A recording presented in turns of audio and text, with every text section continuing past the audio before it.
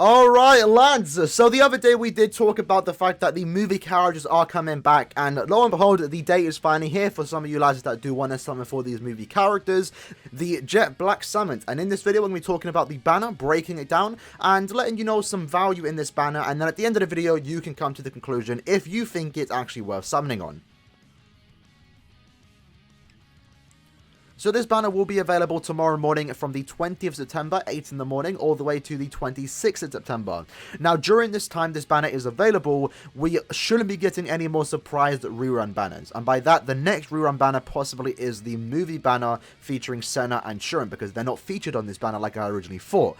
That banner shouldn't potentially happen until next month. So, as far as rerun banners go, this is the last one for the month of September, and 24 hours after this banner leaves is when we are getting the end of month announcement. So do keep that in mind before you go down to 0 on a banner like this. Now, for this banner, we do have 3 banner characters. The first one we're going to be talking about is the Kusaka.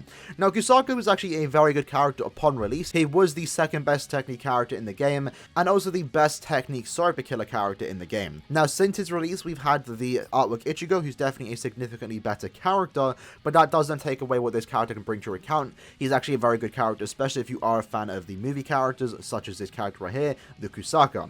Kusaka does come with very good strong attack. His SA1 is a 3000 net beam. SA2 is 800 AoE in front of him, and his SA3 is very different to a lot of characters. It's a vacuum vortex to a certain extent. It's going to suck everyone in and do a lot of damage. It does start with very good range, so very good SA3. Not bad by any means, and these strong attacks overall make him a very fun and consistent character in terms of DPS, and he only gets better when you actually look at the skills this character does have.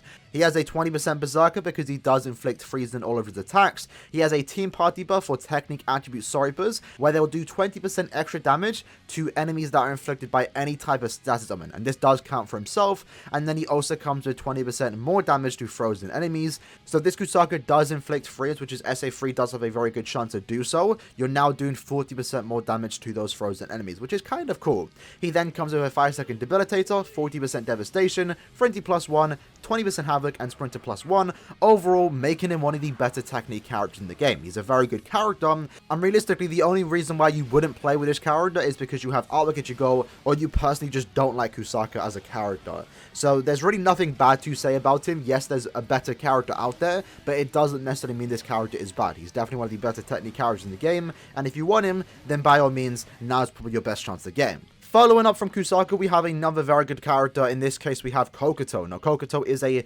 power, no affiliation character with the Hollow Kill ability.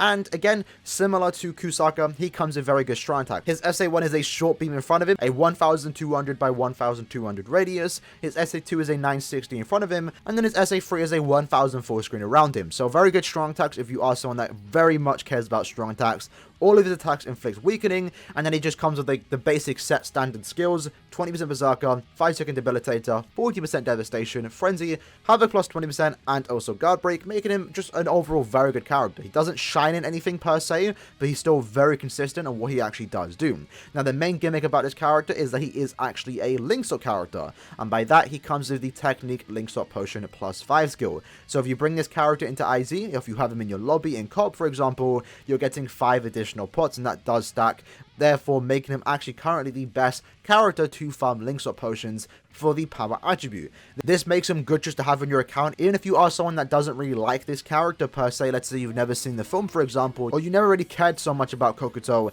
This is going to make him someone that you're actually going to want to use because he makes farming a lot easier. And the only other comparable character for what he actually does do is the RERUN, who is just nowhere near as good as Kokuto when it comes to farming Linkswap potions. So he's overall a very good character, very consistent on what he does do, and at the same time he has significantly more value because he is a Linkswap character. So this is someone that you might want to go for, and again, now might be one of your few chances to actually try and get him. And then looking at the third banner character, we have Dark Rukia. Now, Dark Rukia is a speed no affiliation character with the Sorry But Kill ability, and looking at the strong attacks that she does have, compared to the others, she definitely has the worst kit. But that doesn't make her bad because her skills definitely make her a lot more usable. So her strong attacks, for those wondering, her first strong attack is a Shade type SA1, a range collision 1 if you do care about range or melee collision. It's not bad by any means. Her SA2 is a small vacuum vortex in front of her, similar to Bankai Shuei's SA2, and then her SA3 is a 1200 full screen. So very good SA3 that she does have. Overall, this makes her kit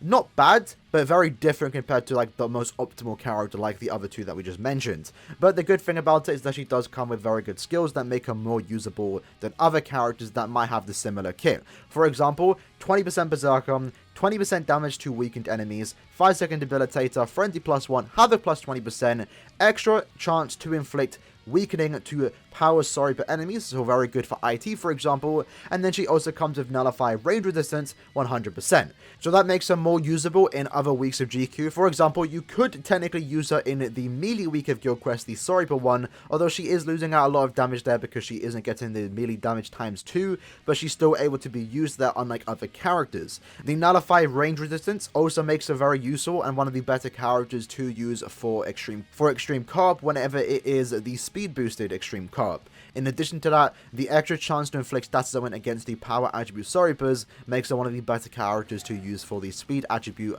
IT whenever there are Soriper enemies. So overall, compared to the two other characters, even though she has the worst kit in terms of strong attacks, she has very good skills and she has a lot going for her in terms of different content that if you do like this Rukia, you will be glad to have her when you use it in the content you're supposed to use her in, like IT for example, or Extreme Cop whenever those do come around. So even though she might be the worst of the three, she's still a very good character, and visually she actually looks very good. I very much do like her gameplay. Now looking at the filler characters for this banner, besides the 3 banner characters, we have 6 other movie characters. Now the good thing is that they're all resurrectable. So even though these characters are very old and outdated for the most part, even though some did receive good resurrections, for example, the Ganryu, Ichigo, and Kisuke all picked up Flurry, making them way more playable than they were a few years ago. The main thing about these characters is that because they are resurrectable, 1, they're giving you 200 orbs if you don't currently own them, and 2, very useful and good links. And that's what we're here to talk about today. So when it comes to the fillers, I'm mainly just going to be referencing their links because that's the most important part,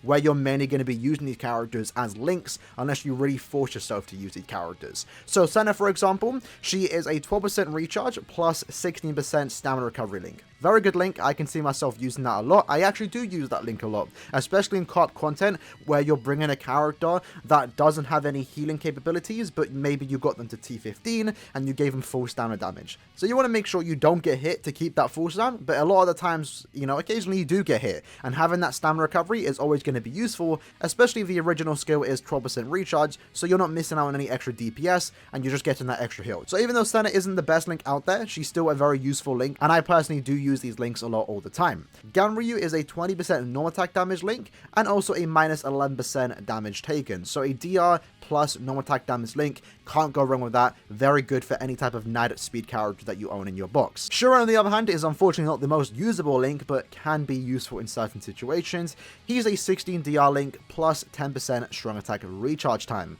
Now this one is where it's situational, because a lot of the times you don't really use a recharge plus damage taken links. Although they're not bad, they can be useful, and I guess it's better than just rocking a normal 12% recharge link. But again, very situational. I use it from time to time, more specifically actually on a Wetsu when I just wanted to get the recharge going.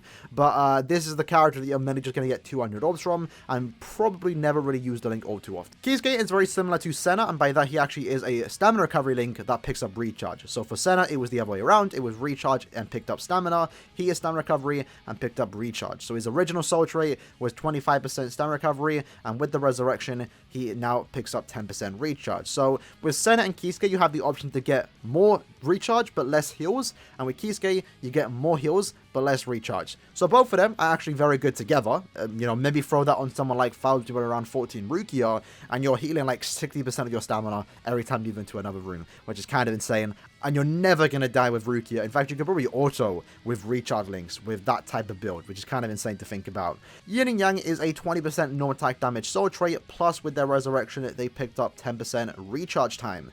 So this can be a very useful link on very situational characters. For the power attribute, for example, the best candidate I would say is someone like Desert Yoruichi. She is a NAD-based character that would greatly benefit from getting the recharge because she has an SA2 that is a boost. So there's a few characters that can use this link, and maybe it's more so in the future if we ever get a new NAD character with Flurry Guard Break and maybe has an SA2 boost. this is going to be their best link, because you're going to get that 20% no attack damage and also the recharge to therefore use the boost more often. And then the last character is Hellverse Ichigo, who's more of a very situational link, more so a Guild Quest link for the most part. He's no attack damage plus 25%, plus weaken duration minus 55%. So this is where it's very situational, because a lot of the times you're only going to ever use this link if you're using a power character that is no attack damage based, where you're using them in a quest where there's weakening pools. So the best use for this is something like the Sword of a Week of GQ, where if you're bringing in a power character that needs to be immune to weakening, and they themselves don't naturally have that. Throwing on this Ichigo link, getting them to T15, giving them weakened duration, therefore makes them pretty much immune to weakening, so they don't have to worry about losing out on damage, and then you can clear GQ a lot easier. So overall, this makes the filler pool actually very good. You have 3 banner characters, the most useful of the batch, and then you have 6 other movie characters who are also limited, and very good links, and also if you don't own them, that's 200 orbs from the Resurrection, so not a bad filler pool whatsoever. As for the banner, it is a normal step-up banner, so by that, step 1, 6, 11, 16, 21, 2, 7, 12, 17, and 22 are all going to be discounted by 150 orbs and 200 orbs respectively, and the featured 5-star pull rate is going to be 4.5%. So you have a 4.5% chance to get one of the 9 cards we talked about, and a 1.5% chance to get probably something you don't actually want, a non-movie character, which unfortunately does suck that this is actually currently in the banner. But this unfortunately has become the standard moving on from other banners. And every 5th step, so step 5, 10, 15, 20, and 25 are going to come with a guaranteed featured character. So if you do go to the guaranteed step, you will be walking away with a guaranteed movie character. And if you currently don't own them, then maybe going to the guaranteed step isn't really a bad thing to do. So overall, this banner is actually a very good banner and has a lot of value in it, depending on who you actually are missing. The 3 main banner characters are the characters that you will be consistently using if you do actually want to use them, and that's the question you gotta ask yourself. Do you see yourself using Kokoto, Dark Rukia, or Kusaka in a lot of content? If you do, and you very much do want these characters, then they are worth summoning for. And on the bright side, if you are lacking any of these 6 other resurrectable characters in the banner, then you're now getting more orbs to potentially put more in the banner if you get unlucky. If you are somewhat new to the game, I very much recommend going to potentially step 5 just to try and get some of these characters, because they can be very useful links, and they are somewhat collected items, because movie characters for the most part have been one of the fewer rarer characters in the game. Now personally for me, I'm going to be skipping this banner. I do lack 3 main banner characters, but I'm only going to test my luck and do step 1, because I don't see myself really using them. I've link sorted all my technique characters, so I technically don't need Kokoto. I have a max transcended Byakuya, so I technically don't need Rukia, and I also have an almost max transcended Artwork Ichigo, so technically I don't need Kusaka, and overall I'm not the biggest fan of the movie characters, so I can easily skip this banner outside of just doing the discounted step 1. Other than that though, future banners are coming out, end of month could be big, so it really comes down to you lads if you want to spend orbs on this banner, but make sure you do it with caution, and hopefully you don't regret doing so. If you are summoning on this banner though, good luck, hopefully you get what you want tomorrow morning. That being said, if you guys did enjoy the video, let me know if you are summoning on this banner, and I'll see you guys in the next one. Peace.